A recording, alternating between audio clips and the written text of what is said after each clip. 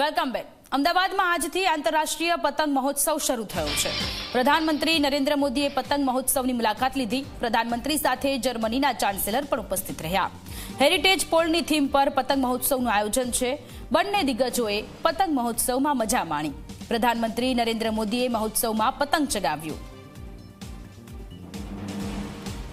તો આજથી પતંગ મહોત્સવ 2026ની શરૂઆત અને પ્રધાનમંત્રી નરેન્દ્ર મોદી અને જર્મન ચાન્સેલર ફ્રેડરિક મર્જ કે બંને પતંગ ચગાવી અને મજા માણી છે। પ્રધાનમંત્રી નરેન્દ્ર મોદીએ ઝીણવટભરી માહિતી આપી। પતંગ કેવી રીતે બને છે, ફિરકી શું છે, ફિરકીમાં દોરો કેવી રીતે હોય છે એ માહિતી આપી। આ સાથે જે હેરિટેજ થીમ પર આ વખતે જે કાઇટ ફેસ્ટિવલ છે 2026 એ હેરિટેજ થીમ પર આપણી સંસ્કૃતિ, આપણી જે પોળો છે એ પોળો વિશેની પણ માહિતી આપતા નજરે પડ્યા। સાથે તેમણે ખુલ્લી જીપમાં જે સાંસ્કૃતિક કાર્યક્રમોનું આયોજન હતું એ તમામ કાર્યક્રમો નિહાળ્યા છે। કલાકારો કે તેમની સાથે તેઓ મળ્યા।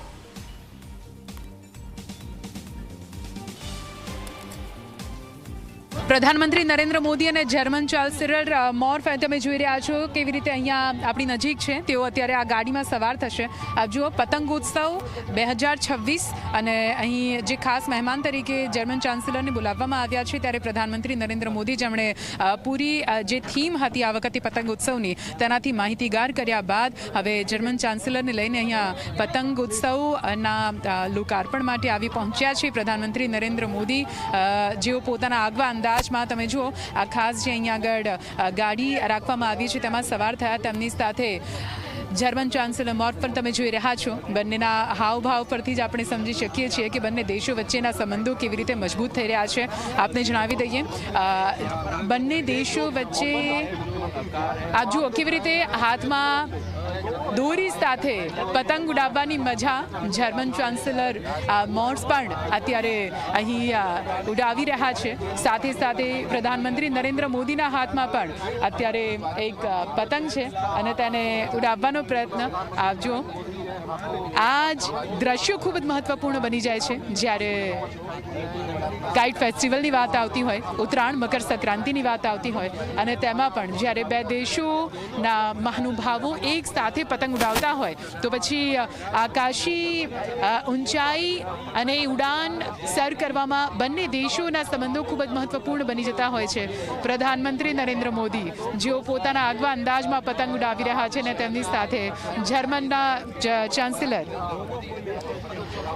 ફ્રેડરિક મર્જ તમે જોઈ રહ્યા છો કઈ રીતે બંને પતંગ ઉડાવવાની મજા હવે માણી રહ્યા છે અને પતંગ ઉડાવતા ઉડાવતા ચોક્કસથી દુનિયાને એક સંદેશો આપવાનો પ્રયત્ન કરવામાં આવી રહ્યો છે। જર્મનીના વર્તમાન ચાન્સેલર ફ્રેડરિક મર્જ જેઓ અત્યારે ભારતના મહેમાન બન્યા છે અને પતંગોત્સવ આપ જો અલગ અલગ પતંગો કઈ રીતે અહીંયા ઉડાવવામાં આવી રહ્યા છે।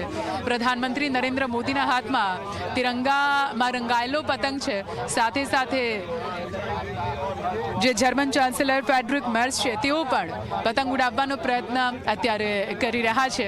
અલગ અલગ પતંગ, અલગ અલગ રંગના પતંગો જેવી રીતે ઊંચી ઉડાન ભરી રહ્યા છે એવી જ રીતે બંને દેશોના સંબંધો પણ આ જ રીતે ઊંચાઈ પર પહોંચે એક સંદેશ બંને દેશની જનતાને ચોક્કસથી આપવાનો પ્રયત્ન આપજો। એક જ પતંગ કઈ રીતે બંને મહાનુભાવો ઉડાવી રહ્યા છે, એક બાદ એક પતંગોને છોડી રહ્યા છે અને આ પતંગ જ એ ઊંચાઈ સર કરી રહ્યું છે અને આ એક મોટો સંદેશ ચોક્કસથી કે બંને દેશો વચ્ચેના જે સંબંધો અત્યાર સુધીના જે સરસ રહ્યા છે, ભાવપૂર્ણ રહ્યા છે, તેને એક અલગ જ ઊંચાઈ પર લઈ જવાના છે। તો આંતરરાષ્ટ્રીય પતંગ મહોત્સવ 2026ની આજથી શરૂઆત થઈ રહી છે ત્યારે પ્રધાનમંત્રી નરેન્દ્ર મોદી અને જર્મન ચાન્સેલર કે જેઓએ પતંગ ચગાવી અને મજા માણતા નજરે પડ્યા।